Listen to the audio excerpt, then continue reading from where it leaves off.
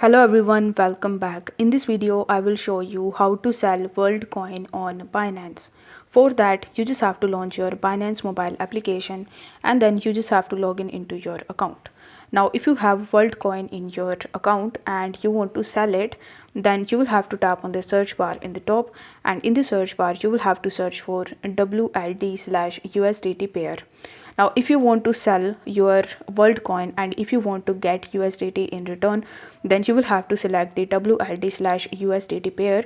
But if you want to get it in some other currency such as in FDUSD, in USDC, in BNB or BTC, then you will have to select that particular pair. For this video, I'm going to select it as WLD/USDT.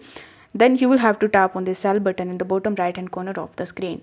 Over here, you are going to see its current price. So you just have to enter the amount of WLD coin that you want to sell.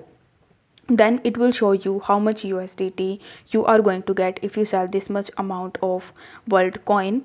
So over here, you just have to tap on this sell button and then your order will be placed and you are going to sell world coin on Binance, and in return you are going to see USDT.